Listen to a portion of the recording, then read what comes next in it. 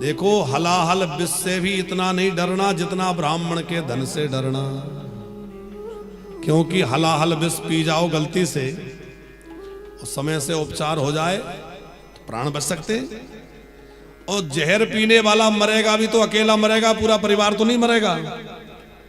लेकिन जो ब्राह्मण के धन का हरण करता है, गाय के धन का हरण करता है, वो अकेला नहीं मरता, बल्कि उसका पूरा कुल नष्ट हो जाता है, उसका खानदान मिट जाता है। ना हम हलाहलम मन्ये विषयम् यश प्रतिक्रिया ब्रह्मस्वं हि विषं प्रोक्तम् नास प्रते विधर्भुवि। भगवान कहते हैं स्वदत्ताम प्रदत्ताम ब्रह्मवृत्तिम हरिष्या 60 वर्ष सहस्त्राणि विष्टायाम जायते क्रमी।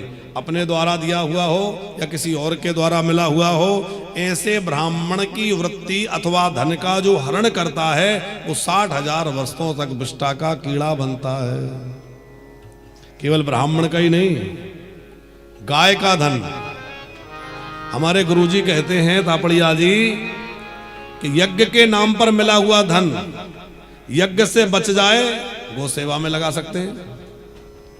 भागवत के लिए इकट्ठा किया हुआ धन भागवत से बच जाए तो गो सेवा में लगा सकते हैं, और धन जो है गो सेवा में लगा सकते हैं। लेकिन गाय के नाम पर आया हुआ धन ना तो भागवत में लग सकता, ना यज्ञ में लग सकता, ना किसी और काम में लग सकता। उस पर केवल गाय का अधिकार है, वो केवल गाय की सेवा में लगना चाहिए। हम लोगों के यहाँ गो सेवा होती है। हम लोगों ने एक गौशाला बना रखी है जहाँ भगवत कृपा से कुछ गौ माताएं हैं और उनकी सेवा चल रही है। हम तो क्या चलाएंगे, ठाकुर जी चला रहे हैं।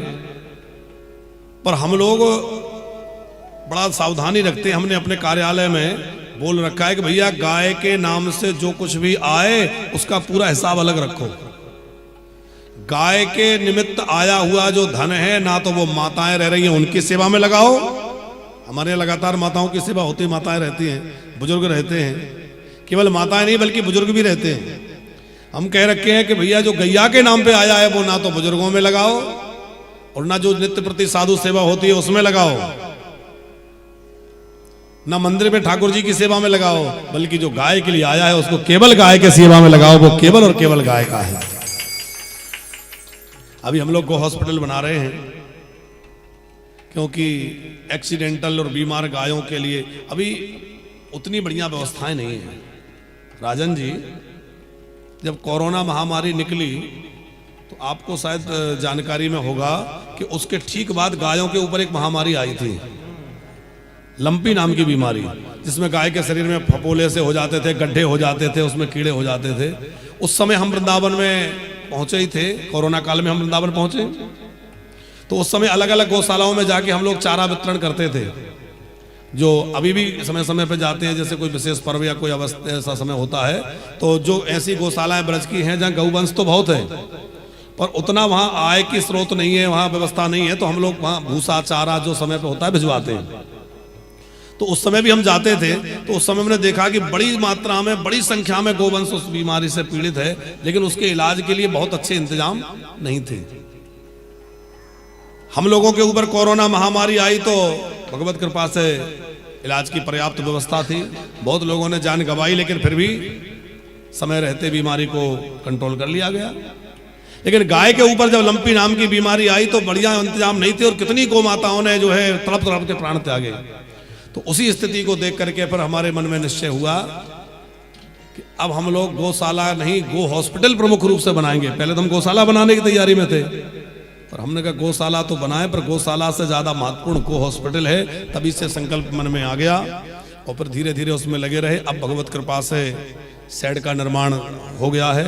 अभी उसमें हम लोगों को एक तो एम्बुलेंस की व्यवस्था करनी है जिससे बीमार गायों को उठा के रेस्क्यू करके हॉस्पिटल में लाया जा सके। साथ में इलाज के कुछ उपकरण और धीरे धीरे अब तैयारी सब चल रही है, जो भी भगवत कृपा से सब होगा। तो बस हम बात ये कह रहे हैं कि गो सेवा के लिए जो धन प्राप्त हो वो केवल और केवल गाय की सेवा में ही उपयोग होना चाहिए, अन्यत्र उसका विनिमय नहीं होना चाहिए।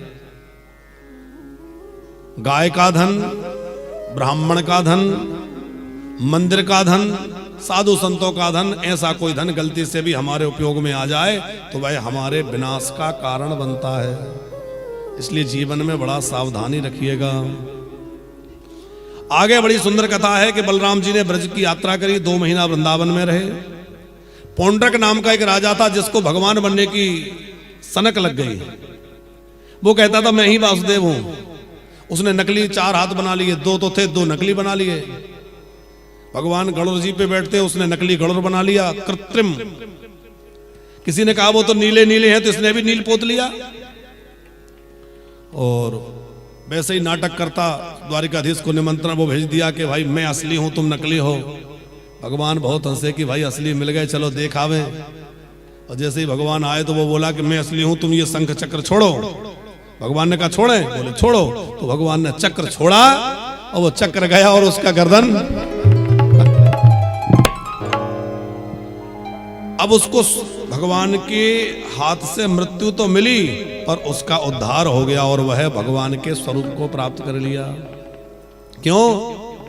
बोले वो हर समय भगवान का चिंतन करता था कि भगवान कैसे चलते हैं, कैसे बैठते हैं, कैसे खाते हैं, कैसे, वो भगवान का स्वरूप।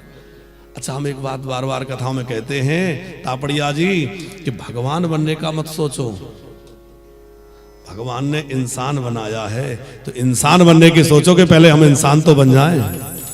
भगवान न बनो कोई बात नहीं है, भगवान बनने के लिए आज कितने नकली भगवान बने लोग डोल रहे हैं। हमें लगता है बढ़िया से सर्वे हो जाए तो 100-200 भगवान निकलेंगे वर्तमान में भारत में, जिनमें से कुछ तो जेल में हैं। हाँ,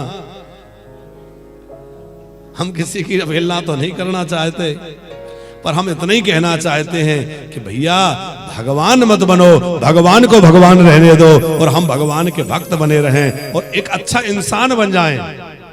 इंसान बनने के प्रयास करो। एक सूफी संत किसी ने कहा है, बोले देखते ही देखते जनाब खुदा बन बैठे, हमें तो मुद्दतें गुजर गई इंसान बनते बनते। वो सब जगह भगवान को ही देखता था तो भगवान का रूप मिल गया। हम लोग भी जहां देखे भगवान पर दृष्टि जाए और प्रकृति में हर जगह भगवान के ही ऊपर नजर।